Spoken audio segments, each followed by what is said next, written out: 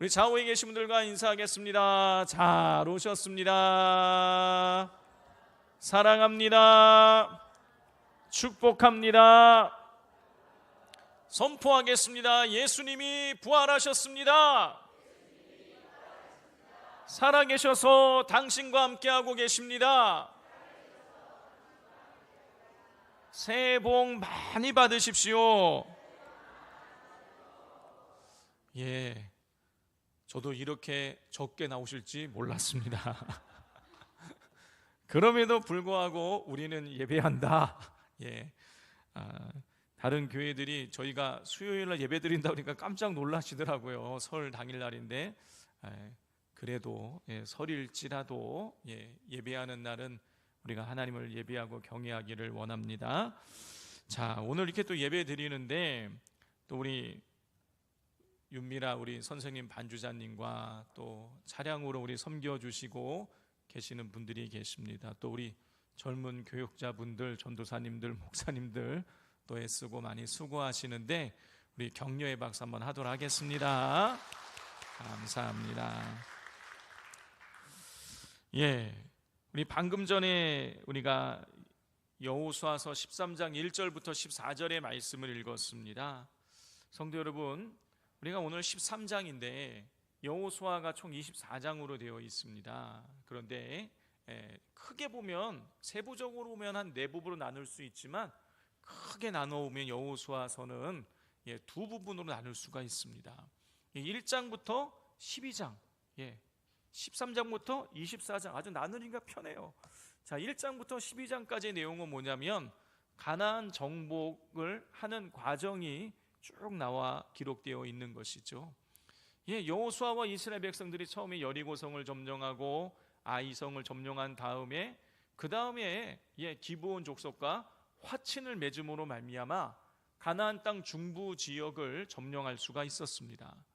자, 그런데 이 가나안 중부 지역을 점령하고 났을 때에 가나안 남부 지역에 있는 연합군들이 기브온이 자기들을 배신했다고 생각을 해서 기브온을 공격해 들어오게 됩니다. 그래서 본의 아니게 여호수아는 이 남부 지역 연합군과 전쟁을 해서 승리하게 됩니다. 그래서 남부 지역을 차지하게 되는 것이죠.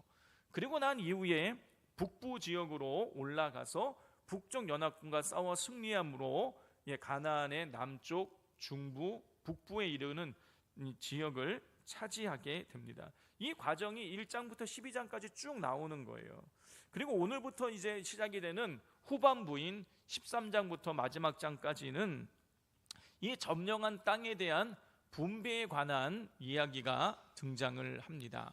자, 그런데 우리가 잊지 말아야 될 것은, 착각하지 말아야 될 것은 이스라엘이 가나안 땅을 전체를 전부 다 점령한 것은 아니라는 것입니다. 자, 우리 먼저 1절 말씀을 같이 한번 읽어보겠습니다. 시작. 여호수아가 나이가 많아 늙음에 여호와께서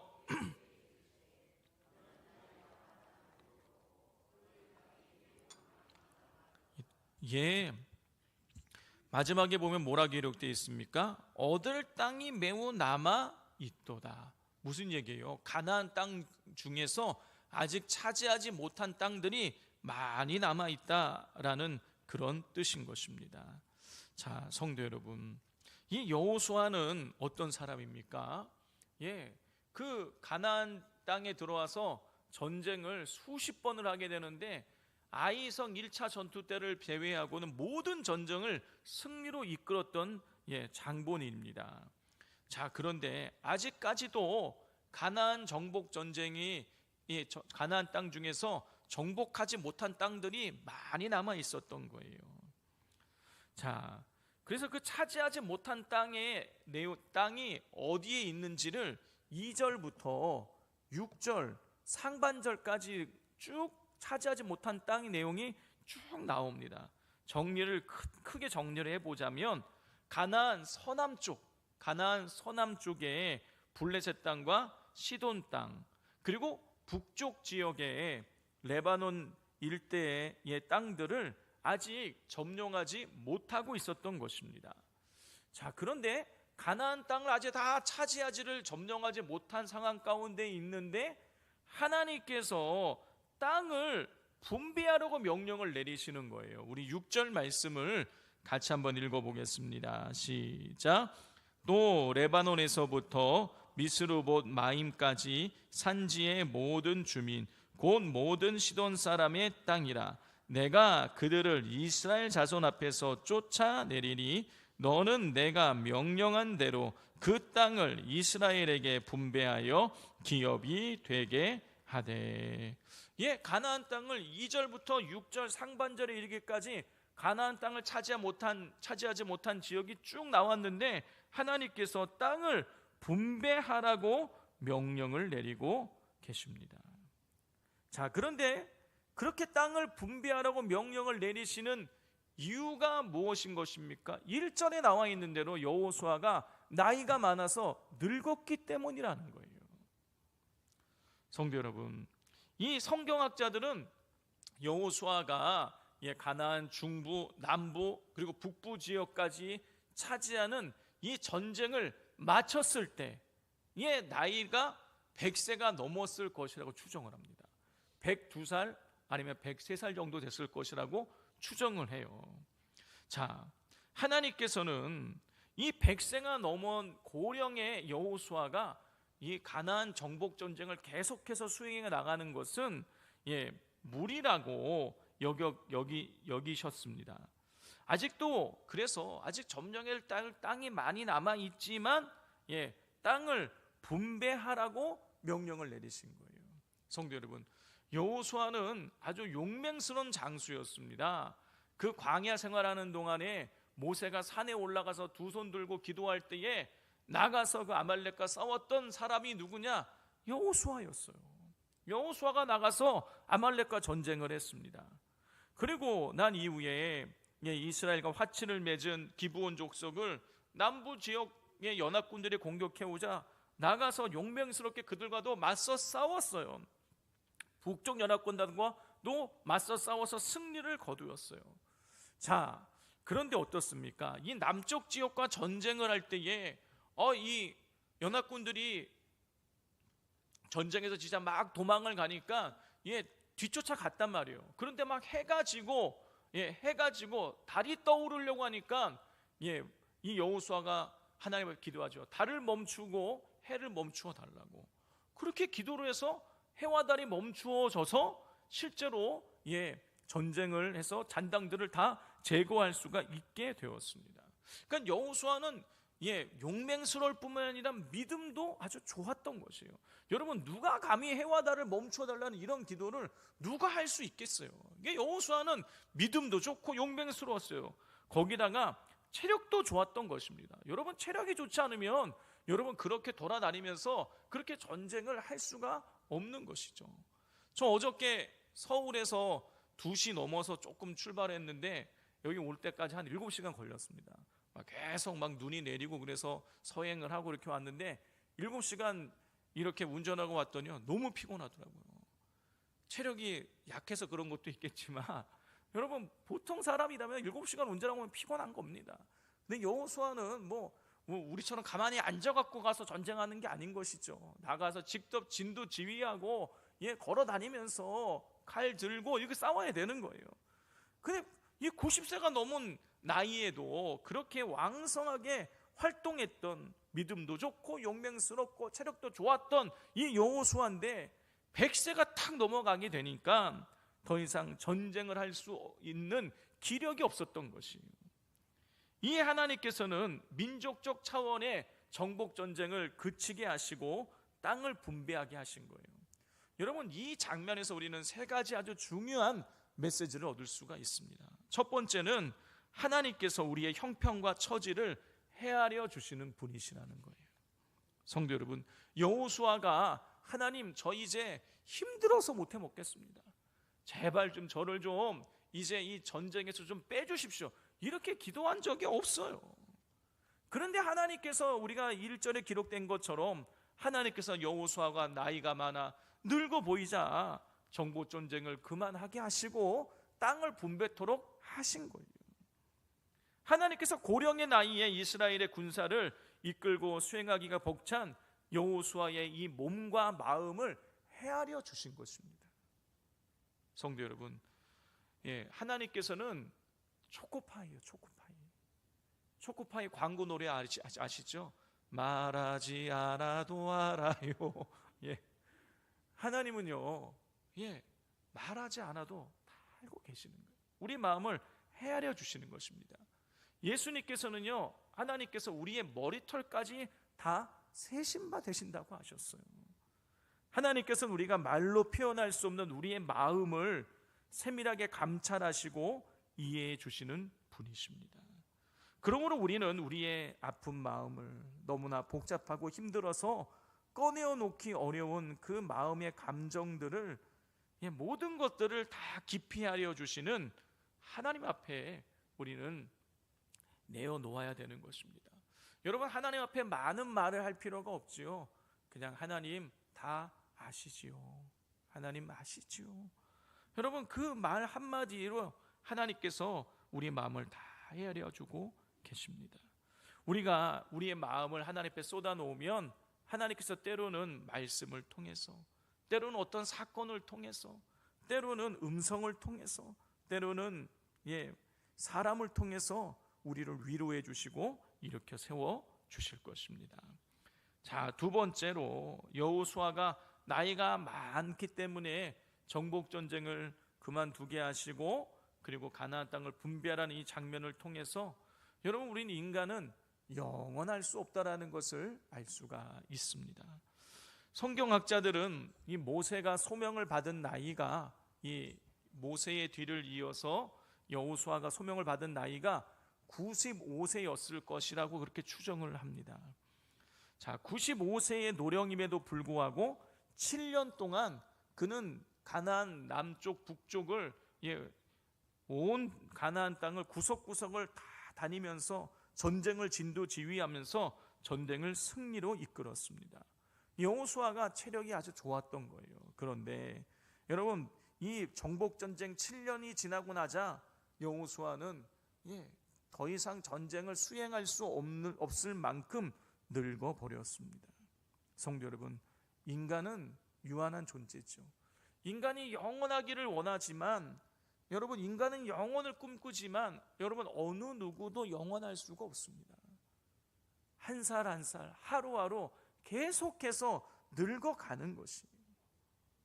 언젠가 우리도 여호수아처럼 하나님께서 맡겨주신 이 소명을 감당하고 싶어도 기력이 딸려서 더 이상 감당할 수 없는 날이 오게 될 것입니다. 그러므로 우리는 젊고 힘이 있음으로 자랑하지 말고 하나님 앞에서, 사람 앞에서 우리는 항상 겸손할 수 있어야겠습니다. 그리고 더 나아가서 하나님께서 나에게 맡겨주신 소명을 힘이 있을 때 여러분, 기쁨으로 감당할 수 있어야 하겠습니다. 제가 최근에 들어와서 우리 교육자분들에게도 점심 먹고 오다가 한번 얘기한 적도 있고, 제가 또 저희 아내한테도 최근에 와서 얘기를 한 적이 있는데, 어떤 얘기냐면 몇 년 전에 우리 곁을 떠나가신 우리 배정현 권사님과 이문정 집사님이에요. 요즘 들어와서 배정현 권사님, 이문정 집사님이 그냥 자꾸 생각이 나더라고요. 이 두 분은 모두 우리가 알고 있는 대로 암으로 너무나 일찍 이른 나이에 하나님의 부름을 받으셨습니다. 이 두 분 모두 정말 열심히 기도하시고 하나님의 일에 열심히 봉사하셨던 그런 아주 귀한 분들이셨어요. 두 분이 암으로 오랫동안 또 똑같이 오랜 시간을 또 투병을 하셨습니다. 그리고 제가 두 분 다 돌아가시기 직전에 가서 또 만나고 예배도 드렸었어요. 자, 그런데 이 두 분이 더 이상 이렇게 기력이 침대에서 일어날 기력조차 없을 그때에 제가 가서 언젠가 예배를 드리는데, 그러니까 거의 마지막에 다다랐던 그런 순간인 거예요. 근데 두 분 다 똑같은 이야기를 하시는 거예요. 목사님, 저 소원이 있어요.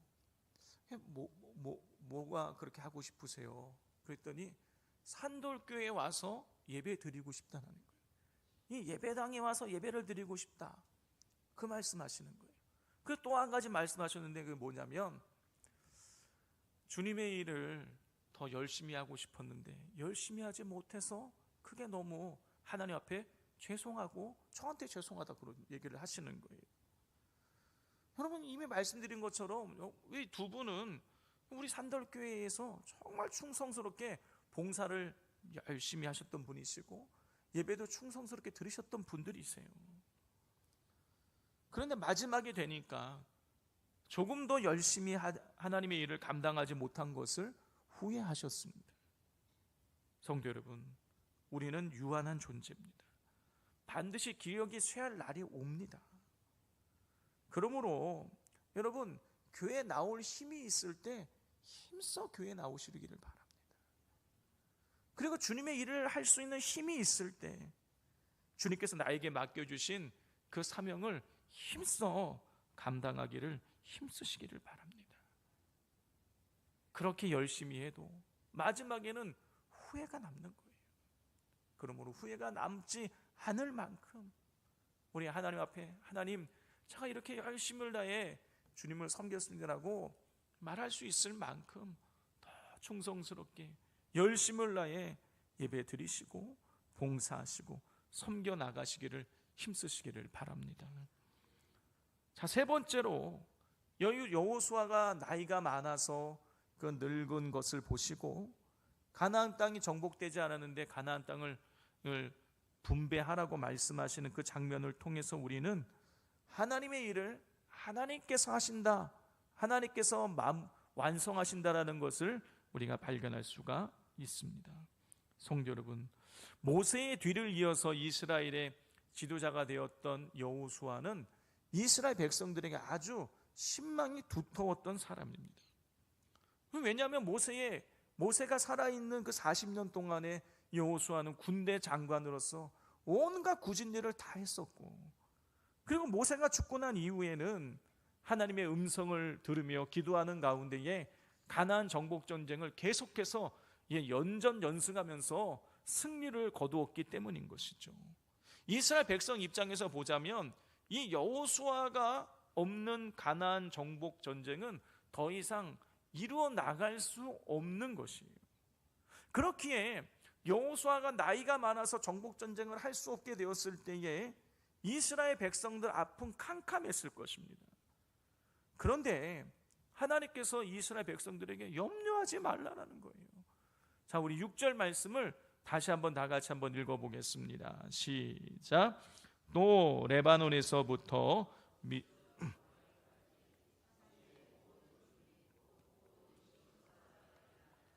내가 그들을 이스라엘 자손 앞에서 쫓아내리니 너는 내가 명령한 대로 그 땅을 이스라엘에게 분배하여 기업이 되게 하라 그랬어요.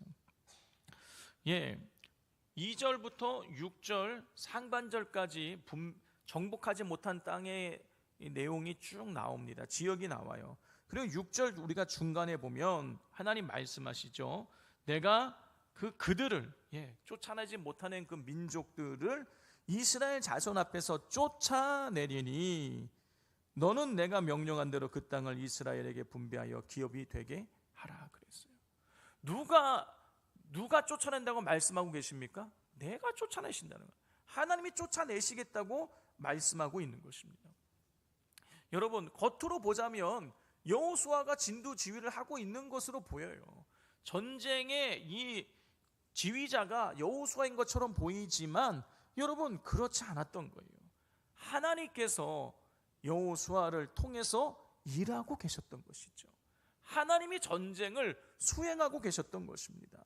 전쟁은 하나님께 속해 있었던 거예요. 그 하나님의 일에 여호수아와 이스라엘 백성이 쓰임 받은 것뿐이었던 것입니다. 그런데 우리는 가끔씩 그렇게 생각하지 않죠.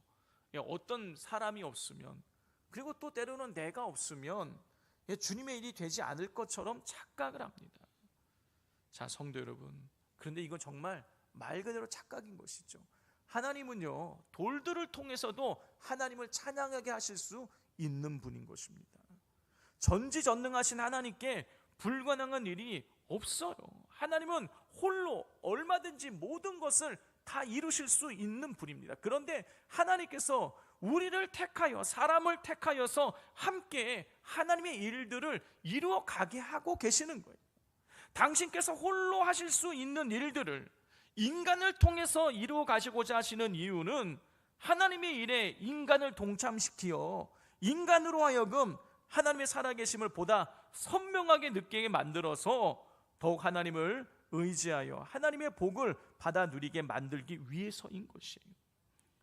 여러분, 그러므로 우리는 하나님께서 우리를 하나님의 일에 부르실 때에 여러분 기쁨으로 참여할 수 있어야 하겠습니다.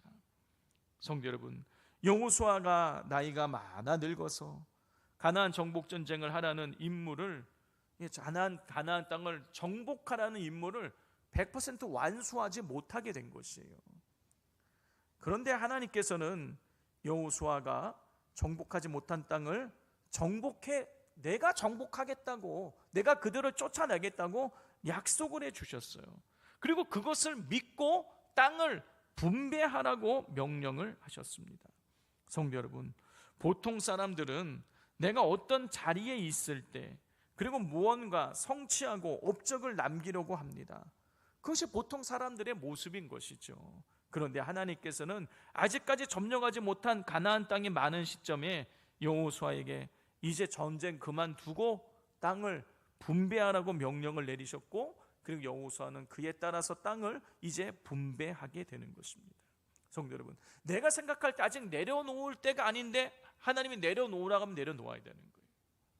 내가 생각할 때는 내가 내려놓고 싶은데 하나님께서 내려놓지 말라고 하면 내려놓지 말아야 되는 것입니다. 모든 것의 주권이 하나님께 있기 때문인 거예요.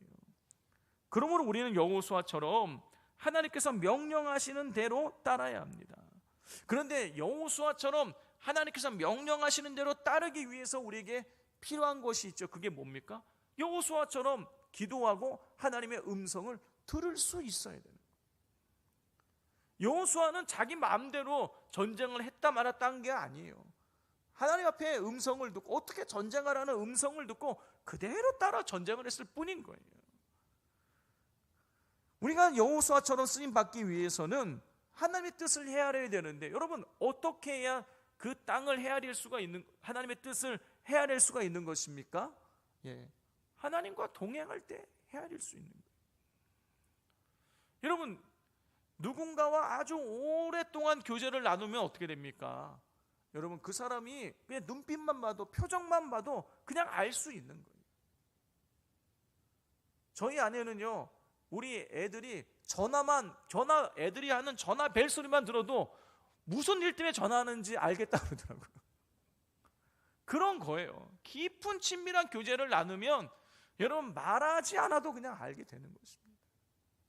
그러므로 우리가 예수님과 하나님과 동행해야지만 하나님의 뜻을 온전히 분별할 수 있다는 사실을 깨달으시고 이 한 해 우리 하나님과 우리 예수님과 동행하기를 힘쓰시기를 바랍니다. 자, 하나님께서는 여호수아에게 정복할 땅이 남아있지만 땅을 분배하라고 했습니다. 7절을 보면 9지파와 그리고 므낫세 반지파에게, 그러니까 9지파 반에게 땅을 분배하라고 명령하셨습니다. 아니 12지파에게 가나안 땅을 분배하는 게 맞을 것 같은데 왜 가나안 땅을 9지파 반에게 분배하라고 했느냐? 그 이유는 8절에서 15절에 기록된 것처럼 르우벤 지파와 갓 지파와 므낫세 지파 중에 절반, 성경에서는 므낫세 반지파라 그러죠. 르우벤 갓 지파 그리고 므낫세 반지파가 요단강 동편 땅을 분배받았기 때문인 거예요. 나머지 9지파와 므낫세 반지파가 이제 가나안 땅을 이제 분배받게 되는 건데, 자, 그런데 르우벤 지파, 갓 지파, 므낫세 반지파는 13절에 기록되어 있는 것처럼 그 요단강 동편 땅에 있는 그스를 족속과 마아갓 족속을 쫓아내지 않고 그들과 함께 섞여서 살게 되었습니다. 성도 여러분, 민수기 33장 55절을 보면 하나님께서 가나안 땅의 원주민들을 몰아내지 않고 남겨두게 되면 그들이 결국 쫓아내지 않은 이 가나안 족속들이 그들의 눈에 가시가 되고 옆구리를 찌르는 것이 되고 이스라엘을 괴롭게 하는 화근 덩어리가 될 것이라고 하나님 말씀하셨어요.